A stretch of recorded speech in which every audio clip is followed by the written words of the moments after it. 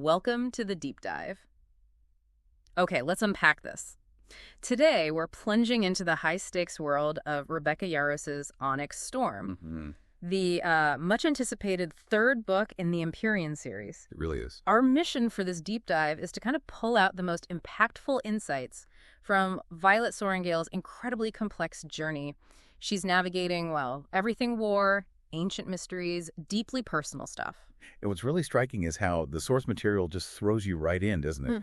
Exploring that delicate power balance. Yeah. The sheer weight of leadership and how the idea of a hero evolves when good and evil aren't so clear-cut. Right. You see how fast things can change, forcing everyone to question what they thought they knew. So we're distilling the essence, yeah. From the big battles to the surprising magic and prophecy twists, and really getting into why it matters for anyone into fast-paced fantasy and, the real cost of war. Definitely. So what immediately jumps out to you? What's the core challenge for Violet right from the start?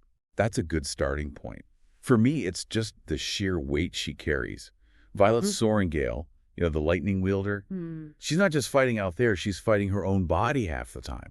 That knee, the aches, it's constant. It makes her so relatable, though, despite the fantasy setting. It does. Yeah. And on top of that, she's holding on to these huge world-altering secrets, especially about Xaden. Ah, yeah. His whole internal battle. It really sets a heavy tone from page 1, doesn't it? Absolutely. It's that vulnerability mixed with her fierce determination. And yeah, speaking of Xaden, he's fighting his own war inside, isn't he? A terrifying one. Oh, definitely. Xaden Riorson, Duke of Tyrrendor, Shadow Wielder. He's channeling dark magic. Right, from the earth itself, to fight the sage. Exactly. Yeah. But the cost. It's this constant fear of losing control, of, turning Venin. And Violet's determined to find a cure. She is, fiercely. It shows how deep their bond is. But what's fascinating is that contrast the Venin see it as freedom. Freedom, that's thrilling. Yeah, freedom from conscience, from emotion, just pure capability. It's not just a magical threat, it's philosophical almost. Looking at heroism, darkness, and maybe that lure of freedom when you feel trapped. Precisely. And how society pressures you versus that pull. That contrast is wild. And then, as if that's not enough pressure, there's Andarna. Right. Violet's unique dragon. The iridescent one. Andarna throws a whole new quest into the mix, doesn't she? She really does. Being this 7th breed, she demands answers about her kind. Which kicks off this super dangerous mission for Violet. A crucial one, to dig up ancient dragon secrets. In this personal quest, it immediately gets tangled up with the bigger picture. The politics, the war. Exactly. You've got these ongoing peace talks between Navarre and Poromiel, these vital ward stones like Oresha. But the Venin threat is just everywhere. They even infiltrate Basgiath's infirmary. Which shows how deep the rot goes. It's not just an external enemy anymore. No, it's much more immediate, much more insidious. So the stage is set. Desperate war, personal quests. Violet's mission takes her and the squad to the Isles. First stop, Deverelli. What were they looking for there? Deverelli, the Isle of Peace. The main goal was finding a merchant, Norel Anselm. Following instructions from Violet's dad. Yeah, exactly. His notes, his research on the Second Kravlan uprising. But the meeting itself, it wasn't what you'd expect. No treasure map. No. Norel tests Violet, basically, and reveals the rarest item isn't an object. It's Violet's mind. You got it. Her mind. This leads to this whole relook at history, connecting the uprising to Feathertail's dragons and some unnamed Isle kingdom. Wow, okay. But it wasn't smooth sailing politically, right? Not at all. Prince Haldan stirs things up, King Cortland makes demands. Yeah. It gets tense. Xaden has to really step up as Duke of Tyrrendor. Protecting Violet. Yeah. And threatening to just walk away if needed. That's a power move. And speaking of power, the magic thing on Deverelli, that was huge. Oh, completely unexpected. Magic is supposed to be cut off there, beyond Navarre's wards. But Violet uses lightning. She does. Thanks to a little piece of alloy in her conduit. She channels it, and crucially, uses it to shield Dane. Even Dane. Wow. It just shows her power isn't conventional. Not at all. It's innate, instinctive, even when the rules say it shouldn't work. Okay, so from Deverelli's revelations, they head to Hedotus, the Isle of Wisdom. And this one gets personal for Xaden. Deeply personal. Yeah. He runs into his estranged mother, Talia, and stepfather, Duke Ferris. And it's manipulative, right? Emotional. Not a happy reunion. Far from it. And then there's the test of wisdom. The island's leaders, the triumvirate, try to poison Xaden and the squad. Poison? Seriously? Yeah, with overripe Zykia berries. A detail Violet remembers from her father's notes again. Her father's notes are clutch. Absolutely. And Violet figures it out, uses dried arrowroot from Brendan's kit to save them. Yeah. Shows real practical wisdom under fire. True wisdom isn't just knowing stuff, it's using it. Exactly. And something else big happens there too, right? With the squad's power. Oh, yeah. Bodhi, Xaden's cousin. He manifests this huge new signet, storm-wielding. Like Theophany. The Vinin we'll meet later. The very same. It's ominous, maybe. Yeah. Or just shows hidden depths in their own ranks. And Xaden has that confrontation with his mother. He does, really raw. Lays out all the hurt from her abandonment. But crucially, he chooses Violet over some potential alliance his mother wants. Solidifies his commitment. Yeah. Despite everything. Totally. Which, in the bigger picture, leads them to the last stop. Unbrile. The Dragon Isle. And Andarna finally meets her family. Yeah, it's emotional. She meets the other Irid dragons. But their philosophy, it's intense. What is it? They say they're born for peace, not violence. They see themselves as a criterion for human evolution. A criterion, like a standard. Sort of. Hoping humans would eventually give up magic as a weapon. They represent this whole other path, peace over conflict. A noble idea, but does it help Violet? Well, no. They ultimately refuse to ally with the humans. Why? They see humans as unevolved, still too focused on war and power. Ouch. That's gotta sting. It does. And then comes the really chilling part. They offer to help, but only if humans give them dragon eggs as payment. Dragon eggs. That's incredibly detached. Completely. It just underscores how separate they are. A huge blow to Violet's hopes for allies. And right after that gut punch, They run into Theophany, the silver-haired Vinin. the storm wielder hunting Violet. Yep, and this confirms it.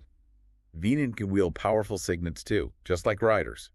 The game just got way harder. So, moving past the Isles, the conflicts just deepen, don't they? Let's talk about Xaden again. His internal struggle. It gets worse.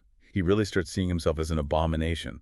The fear of losing control is constant. And then there's the nightmare thing. Right, this shared dream space.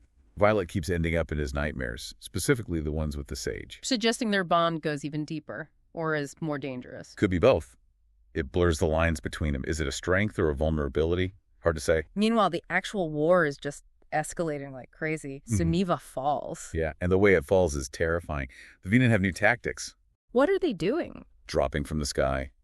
Basically making city walls useless. And using wind-wielding to spread fire. The casualties are massive. Like, how massive? Something like 25,000 civilians in Suniva alone. It shows the Vinin are adapting, getting more ruthless. The urgency ramps up. And amid all this chaos, the squad, Violet's friends, they're all facing their own stuff too. Absolutely. You've got Sawyer fighting so hard to fly again with his prosthetic. His determination is incredible. It really is. Then there's Sloane, struggling with her own power, its destructiveness. Raises questions about different kinds of strength, right? Definitely. And you mentioned Rydok earlier. He's that blunt friend. The necessary one. Pushing Violet, to be honest, especially about Xaden, even while cracking jokes in terrible situations. You need that person. He keeps things grounded, in a way. But then things get intensely personal again. Mira, Violet's sister. Captured. By Theophany, it's Yeah. a huge blow, a critical turning point. And at the same time, the Vinin are surging towards Drathus. Exactly. A major strategic city. The pressure on Navarre's forces is immense. Everything is converging. And Brennan steps up. Turns out he's not just a healer. No, he's a master strategist, too. He comes up with this desperate plan to save Mira and Drathus. But there's a catch. A brutal one. He makes Violet choose. Save Mira and the civilians, or save Drathus. God, that's leadership in wartime distilled, isn't it? Impossible choices. It is. And she chooses Mira and the civilians. An absolutely heart-wrenching decision. Which leads to the climax at Drathus. Violet decides to be bait. Yeah, a calculated risk. To draw out Theophany, even though she's cut off from magic outside the wards. So how does she fight? Pure strategy. Using the environment. She even turns a shield to stone somehow to defend herself. Just incredibly resourceful. And we find out what Theophany really wants. Chillingly clear.